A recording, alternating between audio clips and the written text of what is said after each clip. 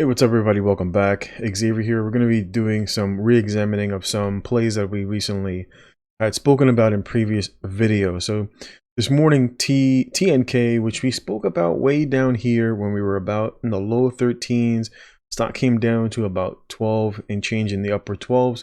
And I had talked about last time that there was a rise in the cost of shipping prices and that perhaps TNK would benefit from it, as I was looking for a shipping container play and ended up buying a substantial amount. We bought about 250 shares, ended up selling on the rip up in TNK. We sold a little bit over here, and then I ended up holding on to 50 shares, ended up buying another 30 shares. So we're long 80 shares currently from 1361. I'm going to show that over here. So you can see my P&L for the day. Like I said yesterday in my last video, I was going to be buying some more of Norwegian. Kraft we've seen move to the upside, and Wells Fargo we will also be covering in this video. The reason I was bringing up TNK is because, as you can see here, we're coming up to another area of resistance, which is why, of course, you see the stock backed off. At one point, we hit 1570, and of course, it backed off because 60 is where it hit right here. And of course, previously, we bounced off of it several times for quite a few months, from about beginning of March to about June, right? And of course, the stock saw a huge rise all the way up to $26, and we could see the stock trade higher. And of course, that's why I'm bringing it up today, for you to keep on the radar. If you see this stock break above 16, there is a good chance that the stock, if it holds above 16, will continue to the upside. So I'll more than likely purchase probably an additional, let's just say I'll buy an additional 20 shares. Or maybe I'll take it up to 125, as I'm already low. My average is already at 1360. But if we do see a push to 16 and the stock looks like it's going to trade higher, I'll probably buy a little bit more to take it up on the rise. The other stock that we're going to be covering is also Wells Fargo. We're just going to touch on this really quick. Wells Fargo approaching $40.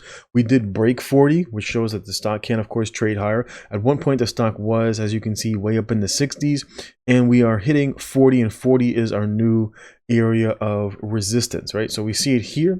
Look over at the chart. We did see a pullback over here. I did end up holding on to the 60 shares that I had from previously.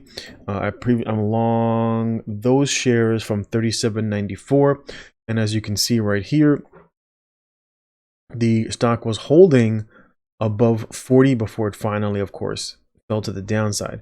And if we actually look back in the chart, you'll also see the exact same thing right here, where the stock basically broke out at 40, retested, came back up, and eventually retested. So 40 is definitely going to be an area where, if we do break above, we could see the stock, of course, trade to the upside, with the potential being that the stock could trade back up to where it was, you know, back up into the 60s. At the very least, we could see it retest its next area of support, which is going to resistance, which is going to be 44, right? Next area where the stock will have a little bit of pullback will be 44.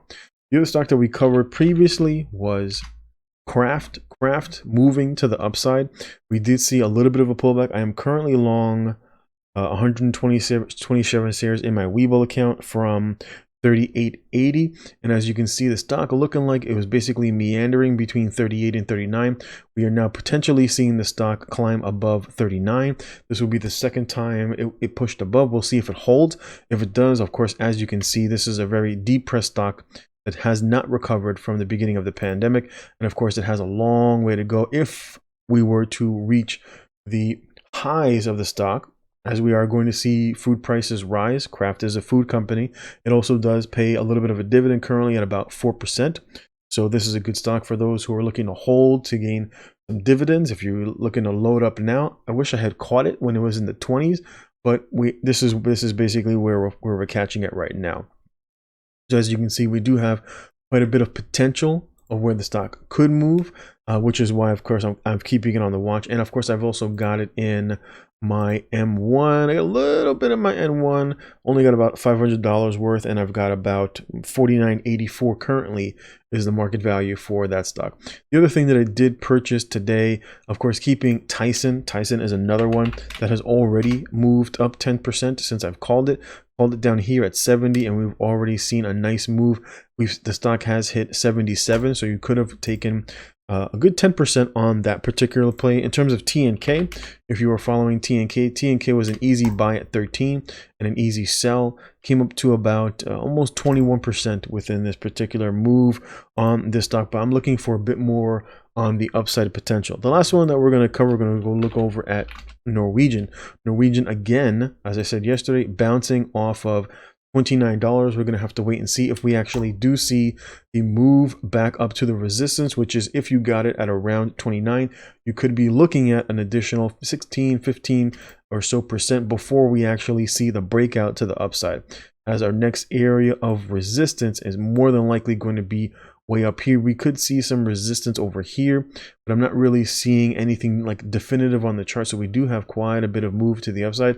This could be a bit of a longer play as we're waiting to see if cruise lines and of course airlines are going to have a bit more recovery. As you know, JetBlue of course did recover quite nicely. As I said, JetBlue could easily come up into the 20s, which is around where we had sold it in favor of other positions. The last one that we're going to talk about is Abibai. Abibai had a little bit of a pullback. I was able to put in an additional $250 we called it. I think down at 103.40 is where we got filled on this particular stock. Over here we'll go to the activities, and I put in an additional 250 in Norwegian. This was actually in the morning, so we got filled at 30.54, and then on Abibai, as you can see, we got filled at 103.45, and then I bought a little bit more with the last remaining buy power that I had for Norwegian, and we got filled at 30.29. And so I was comfortable with those fills, as I do feel that we will see some movement to the upside in Norwegian, which is why I'm trying to load up on it here. While it's pretty much on the lows of the resistance, I'd rather buy it here than wait for a little bit of a breakout. So we got a little bit of support. We got a couple of layers of support, and of course on the resistance side, we really don't have too much in terms of the upside, but of course this play could take a couple of months to kind of build out.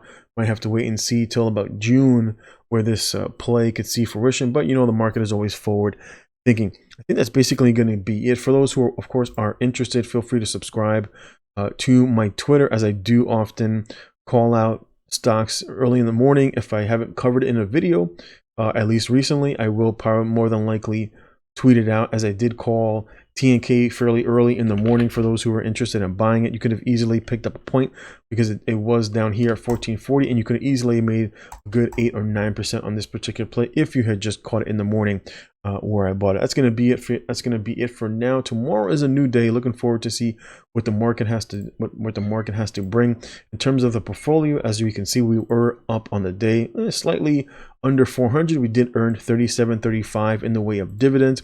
Not too much in the way of buying power currently, but if I see anything worth watching, we did see a little bit of a movement to the upside in stocks, for example, like Alibaba holding our area of support, which we call that way back.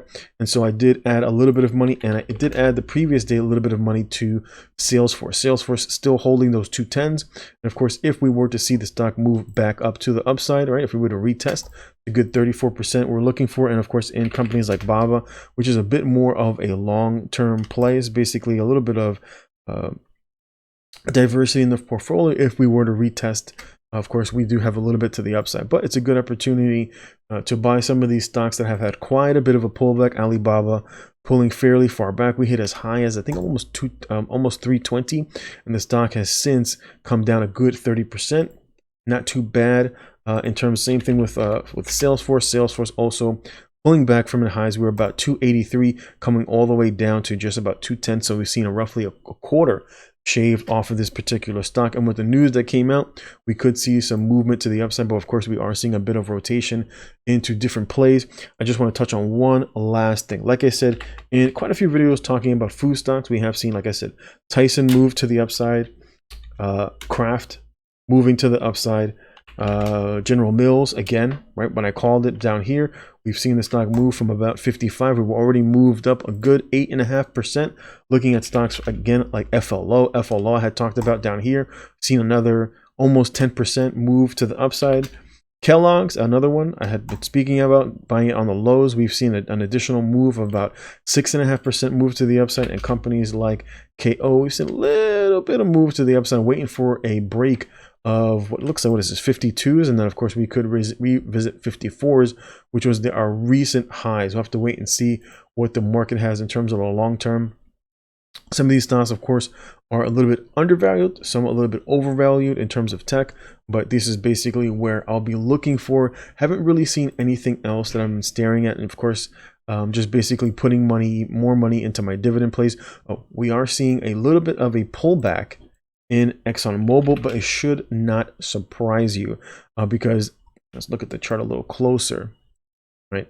You can see the area of resistance where we were basically holding what looked like 60 with a high of around maybe 63, and then that's kind of basically where the stock fell off, right? You can see that right there, right? If you just draw a simple line, you should be able to see why the stock is pulling back, right? That's about where we hit stop gap down, eventually broke the 60s. We could see a pullback as far as 56.